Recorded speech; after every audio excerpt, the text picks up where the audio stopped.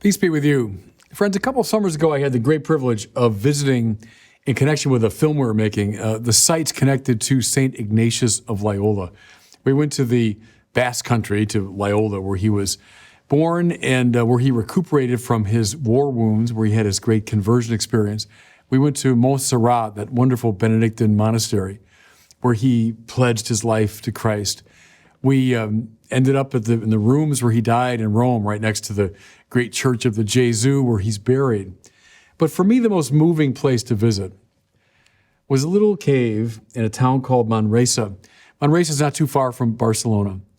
And the young Ignatius, after he's turned his life over to Christ, spends about 9 months literally living in this cave in utter simplicity.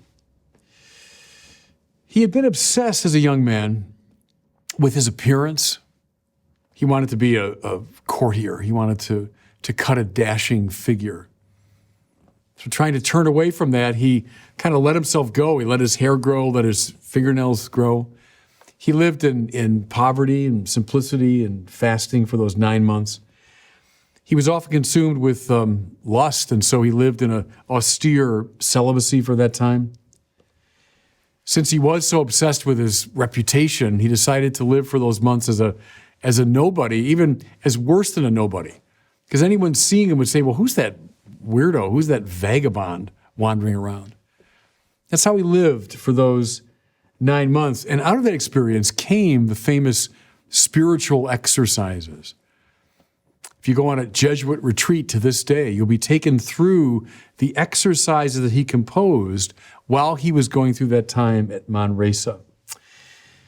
Now, I think the heart of what he learned at that time, the heart of what he teaches in the exercises, is this idea of detachment.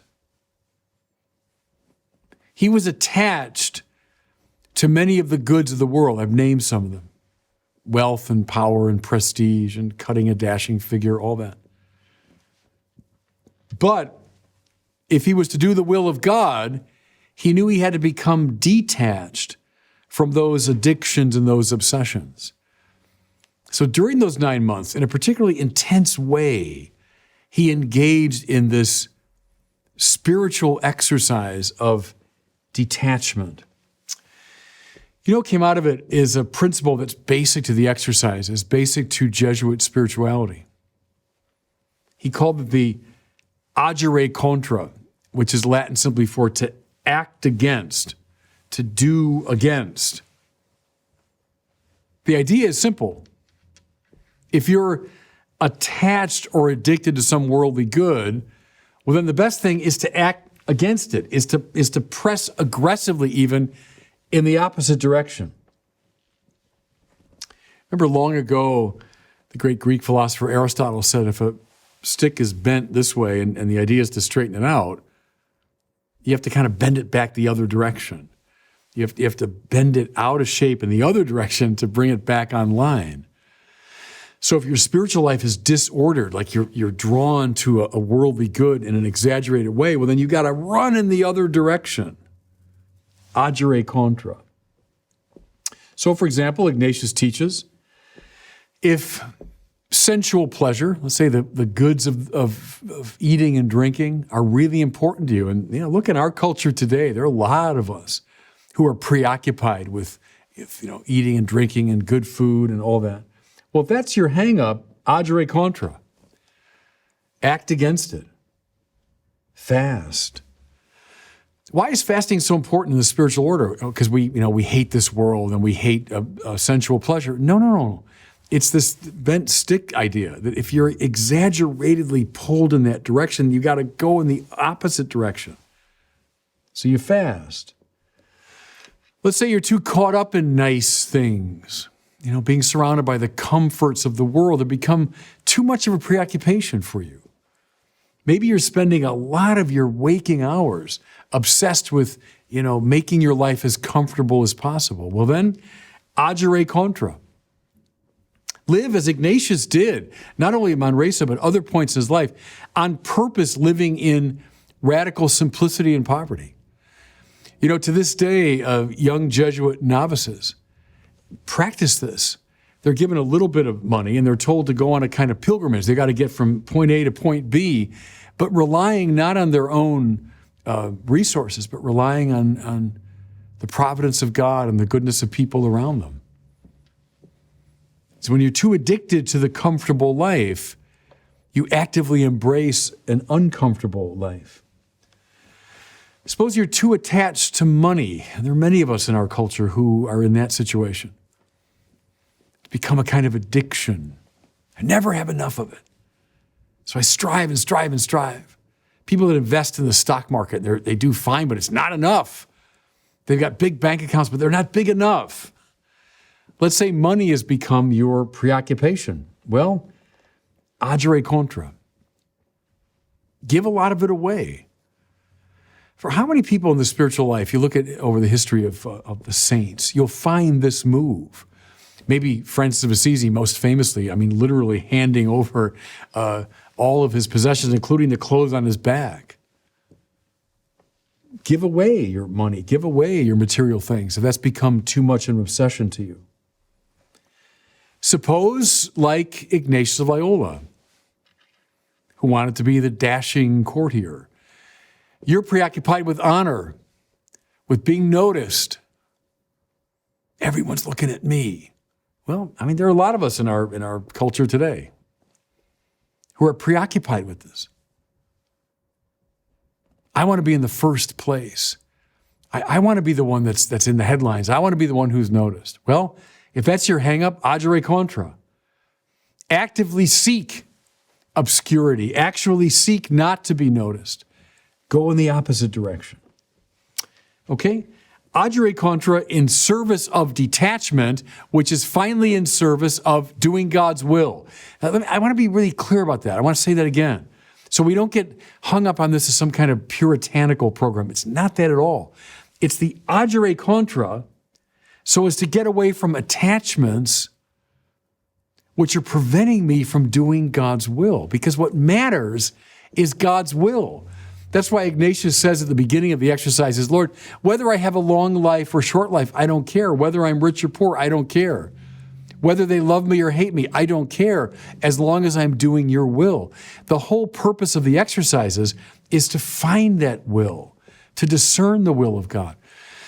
But to follow it, I've got to be detached. To be detached, I've got to agere contra. That's the program. Okay. All of that is an introduction to this famous story we see in the gospel today. Jesus is at a banquet. And, not a little family supper, but a banquet. A lot of, rich and famous people there. And we have our version of that. Where you go to a formal dinner and all the, the insiders are there. All the big wheels are there. What does he notice? He noticed how people are actively looking for the most prominent place at the banquet. And again, of fellow sinners, right? We know how this works. You come in the room, a lot of famous people there, and can I get that front table? Can I be with, the glitterati? Can I be with the rich and the famous people? Can I jockey for position so that everybody notices me? We play this game all the time. Jesus says, when you're invited to a wedding banquet, don't recline at the place of honor. Rather, when you're invited, go and take the lowest place. What's he talking about? Avant la lettre, right? Long before Ignatius, he's talking about the agere contra. If this is your temptation, and it is for a lot of us, then purposely and actively move in the opposite direction. Take the lowest place. How often, like when you come into a room like that, you know what I'm talking about, and you feel the temptation, I got to be number one here. Can you say, you know what, on purpose, I'm going to sit at table 135. I'm going to make myself obscure. I'm going to make sure that they don't notice me. Think of how many times, how much energy is spent in our lives jockeying for position. What if we said, I'm going to opt out. I'm just not going to play the game. Well, one thing, you'll throw everybody off, believe me. They'll wonder what is going on. You'll throw everybody off. But also, you're going to find something like freedom. If we can get that monkey of attachment off our backs, oh, I need to be more wealthy. I need to be more powerful. I need to be more honored. It's an addiction. And our language of addiction is the best way to translate the spiritual principle, I think. You know how addictions work is you get something and you get a buzz from it. This is booze, this is the drugs, this is sex, this is honor, this is money, whatever it is.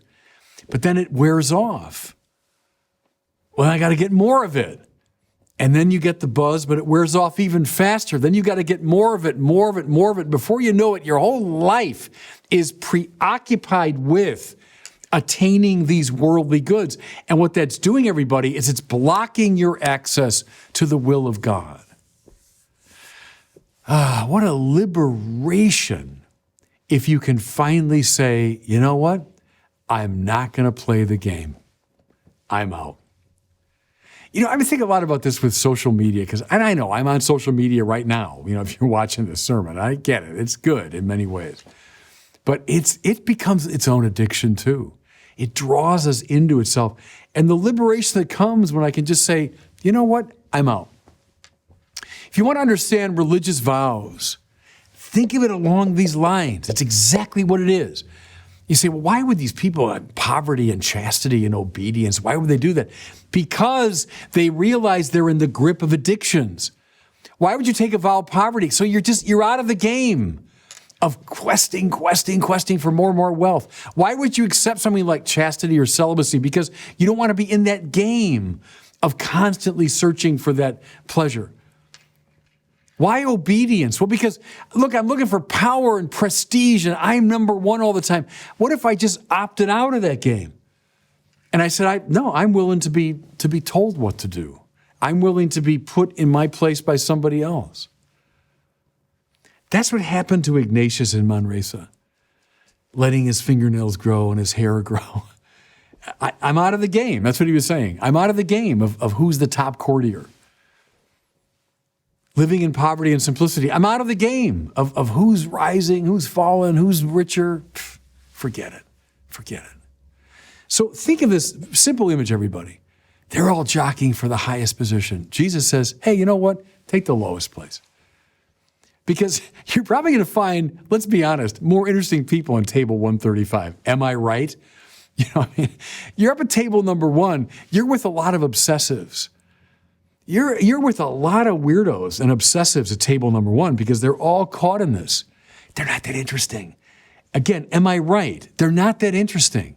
Go to table 135. They're a lot more because they're more real. And then secondly, you're going to be breathing much freer spiritual air at table 135. Take the lowest place. It's actually a lot more fun. And God bless you.